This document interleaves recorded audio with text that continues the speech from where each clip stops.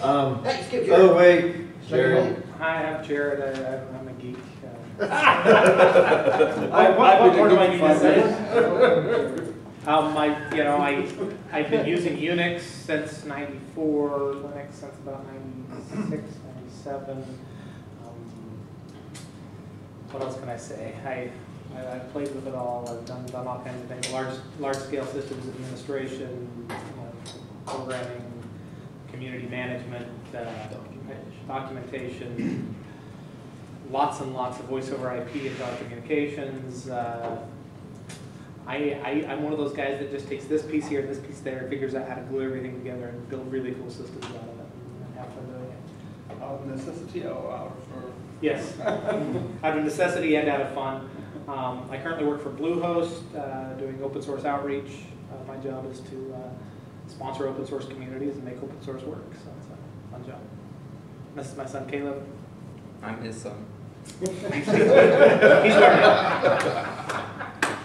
Awesome. That was fun. All right. Anything else to share, Caleb? I think I sent an email to the mailing list. I don't know if it worked or not, but my friends and I are we're doing an online robotics competition called Zero Robotics, and it's being sponsored by like MIT and NASA and DARPA and all that fun stuff. But basically, we're trying to program these little, they call them spheres, but they're robots meant for navigating in space. And so all of it is done online until the finals, which which they actually pull out robots on the ISS and webcast that back down so you can see your code being run in real time. But we're kind of looking for some people just to be able to help us out with programming questions and whatnot if we ever need help. So Lots of mailing lists out there. Yeah. Yeah, we No, did see no your way we're post. sticking this out in. I thought it made it, but I would just. I saw that when they were broadcasting that last year from the ISS. Saw a few clips of that. It's really cool. Yeah. What languages are you using? I think they've got it in C. They want you to do it in C, but they've also got a graphical editor thing. It's like Scratch, where you just drag and drop basic code Building blocks. blocks. So it's, if you know the fundamentals, then you should be fine. Cool. Yeah, NASA about 10 years ago announced that they had a sphere. It was red, it ran Linux, and it had little thrusters on it. They were going to use it inside for environmental monitoring. I don't know if they ever flew that. Now they're flying these for education. They're still thinking about doing some type of remote autonomous environmental monitoring kind of thing. Several programs that all Linux. Oh, and you do know that the ISS migrated all their desktops to Linux. To Linux. What distro? I think they're based on Debian, Oh, okay. but the problem was they had a couple of viruses on their XP system, and It's kind of hard to call up tech support when you're on the ISS. Send a sec, please. You still have the box your computer If came I was in. a virus reader, if I was a virus reader, that'd be like good cred. It's like, my virus was on ISS, what's yours? You know, the first virus. When you call tech support and they ask you where you're located, what do you say?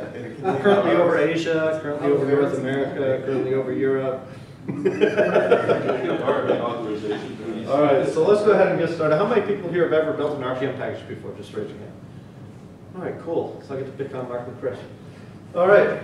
I failed several times. So. Well, that's how you learn anything. Yeah. All right, so we're going to start off with just some background about RPM, what it is, the different parts of it, what each part is for, and then we'll get into actually building an RPM. It's a really simple RPM. That way, you know. Maybe you could explain, maybe also, maybe if you prefer RPM to, you know, to. I prefer RPM because that's what I use. Ah, I see. So All right. That's a good answer. I mean, I'm sure that, you know, in like a month or two, Chris could come up and tell us all about app and how to create app packages. I'm just looking for ammo against my Gen 2. I was gonna say, is it basically the same concept with apps? So if I absorb this, it would It's help? the same concept as a D package. Okay. You know, it's, RPM was first. the idea is that to install an application, it's all self-contained in one file. That file contains an information about what the program is, where it was compiled, where the different files go. Upgrades and uninstallation is clean, as opposed to some other operating systems where you install a program and it puts files everywhere and you go to uninstall it and only cleans up half of them. Also, why don't we start by what do we do before RPM? So before package management, how did we deal with software then? What problem did All right, we guys, solve? chill. Just use All Slack. right, Just so now we're use, done with the first slide. Go We use- can- go use we Slack. have it out right now. go use Slackware. Go use Slackware or OpenBSD, and you'll answer your question. So what we did before there was RPM is you would download these tar balls, right? These tar RDC files. files, yeah. You would unarchive them, and then you would have to sit there and go Configure make them, configure, make this, make install, Yeah. and then install. And so it was this multi-step process. I tried it a couple of times. It wasn't pretty, because I was actually a Windows administrator when I started fiddling around with Linux, and so there were a lot of things that just weren't pretty. Like my desktop, it was like FBWN95. Okay, if anybody remembers that, it wasn't pretty. Neither was installing software. It was just clunky, hard to do. It wasn't good. So RPM came out, and as we can see from the first slide, and Jared already covered a lot of this. There's the first slide. There's the first slide. So the RPM package actually contains three main sections. This metadata section, which has all the information Jared talked about: who built it, when they built it, what architecture is it for, what's the name of the package, what's a short summary of the package, what's the description. We're going to get into all that in a future slide. And then this list of files. Where do the files go? What are the permissions set on those files? Who is the owner? What group should it be assigned to? All that is contained in the RPM also. And then there's scripts that can be executed when the package is upgraded, uninstalled, installed. Such as you'll see some packages when you install them, they might restart your DNS service if it's an updated DNS package. Right? Actually, Bound doesn't do that, but there's other packages that you'll install that will start and stop services on your box. So it's a pretty nice, flexible tool now for installing packages, as long as the RPM is written properly. So one of the problems sometimes is that people don't list dependencies properly inside the RPM file. Then you go to install it, and it's like, no, I can't install because this other file is missing, this other package is missing. So you have to go and find that file with that package to get it installed. Then you can install the RPM that you're trying to install. So there is a bit of artwork to making an RPM. And the RPM we're going to build today is really simple. It's just one file. But we're going to make the file that is going to be packaging up. So, all right. So, next slide. Some cool RPM related commands. There's a command called RPM2CPIO, in case you ever just want to extract the contents of an RPM and see what's in it. This is the command that you run. RPM2CPIO, because it is really just a CPIO package. The name of the package, and then you want to pipe that to the CPIO-ID command. Is it okay to post your slide deck? Yeah, we're going to post it somewhere afterwards. Probably out on the fedlog.info website. It'll be out there. Some other RPM commands that are fun to use is RPM-QD. If you want to see what documentation was included in a package, RPM-QD package name. And it'll show you all the documentation files and where they ended up at on your file system, so you can go and look at it. So not every package has a man file, has a man page. But a lot of them have like docs that put in user share docs. So kind of handy to see that.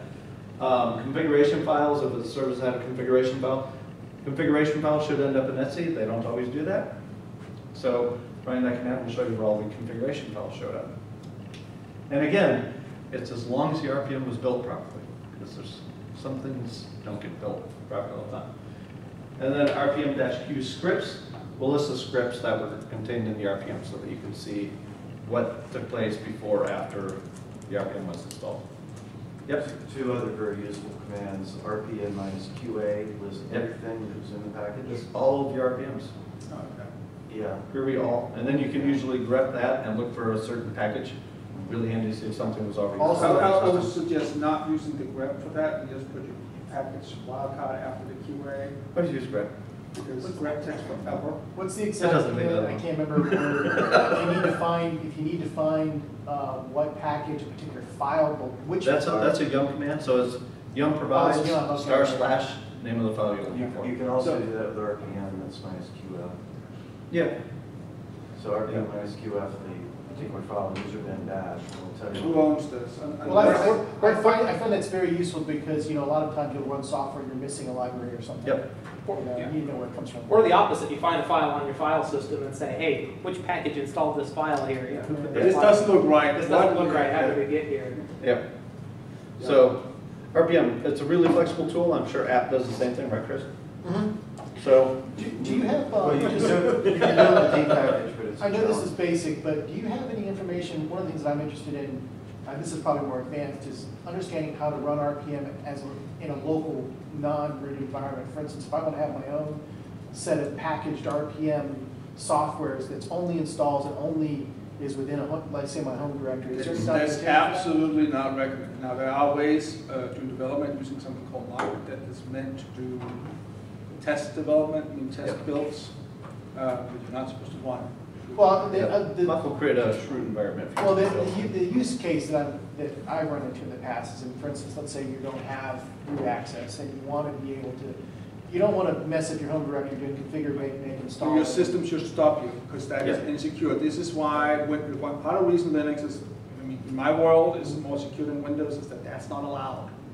The whole idea is the software is not just run by any user. Okay. And even if you do run software, you're always enclosed in security containers, so you can't just do anything. Well, I'll talk to you offline about it. But 'cause there are ways of, you shouldn't be root unless you're installing, right? So building, all the stuff that I'm talking about now, Yeah. should not require. We're going to talk about building in a little bit. Oh, all right. Yeah. And why it's a good idea not to be root, or not to be your real user when you build. If you're sitting beside a Ubuntu guy who should tell you you're never root anyway, right? I like that Ubuntu was one of the first distributions that basically says, we're not even going to tell you the root password. You know, you should never be logged on as root. I mean, if you used Linux 5-10 years ago and you logged on to IRC and everyone saw you who is and saw you logged on as root, not only may you actually get a little fewer attacks, but everyone would be laughing their butts off. And that was, you know, because we couldn't prevent it back then, we do now. Peter does have a shirt though that says I am root, just so you guys know. All right, so anyways, so the next one we're going to talk about is the spec file. That's really the file that controls how the RPM is built. It's basically instructions for how it's built. So there's different sections in the spec file. There's the introduction and preamble. That's all the metadata that Jared talked about earlier. We're going to show you what is actually in that preamble here shortly. Build instructions, how the software should be compiled, how it should be installed, prepared. That's the next section. Then there's little scriptlets, which you can put in. And we talk about that, you know, it's just scripts before or after you install or uninstall or create an RPM. The manifest is a list of all the packages, and then of course the all-important change log, so that people know what changes you made to the RPM. Did you add it? Did you upgrade the version? Did you add in another patch? Did you repackage it for a different architecture? All that information should go in the change log so that somebody else comes along, they know what you've done, right? And nobody wants to duplicate work. Plus, they don't want to screw it up. Like they know that, you know, one patch isn't needed, but another one is. They can fix that.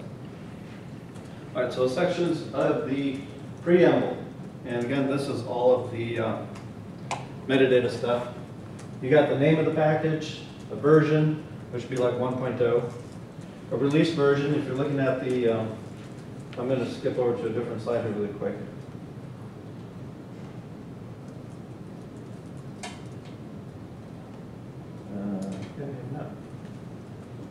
Yeah, we'll flip this one. Okay, so right here I have a package name. This is called package. So I have my package name. My version is 1.2.3. My release is 4, and then I have the distribution EL6 and the architecture x86 64. Okay. So those things that show up in the name of an RPM also show up in the preamble, right? So you got name, version, release, distributions in there, but it's not listed. The group, what package group should belong to is an administrator tool and belongs to the administrator tools package group. URL, what website can they go to if they just want to download the source code? Download that tarball so they can do the clean, the configure, make clean, make install, all that good stuff. Does RPM, does it have the ability to be able to do a, I guess how would I say it? Well, you use Yum to download it from online, but can you configure RPM to be able to pull something off the net if it needed? Yeah, you would just do an RPM-I for install. And then for location, you can put Oh, an no, HTTP. I mean blah, install, blah, blah. build it in the script of the file, of the RPM itself, so that when you install it, it actually pulls something from. Yeah, I think you console. actually have to pull it all down first. Okay. Every time I've built an RPM, I've pulled everything down first, just so I have it. So, And that's what, so in IBM is self-contained, but it may say that I built on top of all of these other things. So, and that's what where Yum comes in. I'm pretty sure that's how the context. Yeah. yeah, Right. yeah. But, so the dependency nightmare is Yum's problem, but with each RPM, everything is there. So normally you would build an RPM based on your makefile, right? Because that says, compile this, put it like this, put all the files like that, and then now I need to install it. All right. Then we got license information. What license is that package going to fall under? Is it an Apache license? Is it GPL version 2, version 3? Right, so you can put all that into the RPM as well. Then you have a one-line summary just saying this package is a test file, or this is the Apache web server, right? So it's just a one-line summary. Then you have the source, the file that we use, the source code. It could be a tarball, it could be anything that can be extracted. The build architecture requires, these are requirements that the package relies on, like if your package requires Apache to be installed, you put down HTTPD in that list. If it requires a certain version, you can go HTTPD equals and the version number, or greater than, or less than. So it can help resolve those dependencies when you run it through Yum. And then build requires is requirements that are needed to build the package. So if certain libraries have to be installed for the package to build properly, you would list those libraries there. All right, and then other sections of the RPM. Greetings. Welcome. You haven't missed too much yet. So, all right. The other sections inside spec files are description. That's a long description where you can sit there and have a couple paragraphs, a couple sentences, just saying what your package actually is going to do for anybody who installs it. The prep directory is how we uncompress and unarchive all of our tar files into the build directory. The build is how we compile the software. Install is where the files are going to go. What is the current location? What location do those files need to end up at? Clean, after you're done building, of course you always want to clean up your mess. So in the clean section is where you put your instructions on how to clean. And you guys are going to see all this here in a little bit. Files are a list of all the files, and you should put them in the proper config or doc sections if the configurations or configuration files or document files. There's a section that just says %config. If it's a config file, you're going to list the config file and where its location on the hard drive should be after it's installed. And then same thing with doc. And then of course the change log, which we're over to cover. Yeah, right. And then That's cool. this is the last slide about spec files, which is probably good because everybody's probably like, oh man, I'm tired of the spec file. It seems to be a lot of stuff. Reuse what you can. There's chances are if there's an RPM out there, there's a source RPM for it also. If you download and install the source RPM, that will include the spec file. Okay? So you can reuse that spec file, maybe just update it to a new version or something like that. So reuse what you can. One way you can download spec files is just to download the source package name. You can use Yum downloader -- source and then source package name. It'll just download the package. Once it's downloaded, you can use RPM-IPH, which is install and verify hashes, the source package name, and they'll install it into your build directory. Or you can just go and use the RPM2CPIO command that we discussed and just download the thing and unpack it. Okay, any of those will work. And then you can modify it to your liking. You can change the release number, you can change the source code, update the change log, of course, because we want to have a good updated change log, and then you're ready to build. So, who's ready to build? Because we're done. That's all I'm going to say about RPM. It's pretty simple. It works great with Yum. Plus, we got to save some time because we got to talk about Software Freedom Day and Maker Day and what else is going on? Hardware Freedom Day and Oktoberfest. So, you know, there's lots of things we need to talk about. So, how many people here installed the packages or have a usable RPM or usable thing? All right, good deal. So, a couple of people will follow. All right.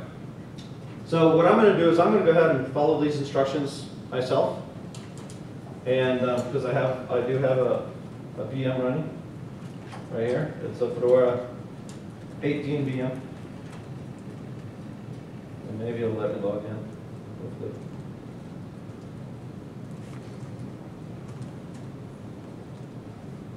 Maybe not.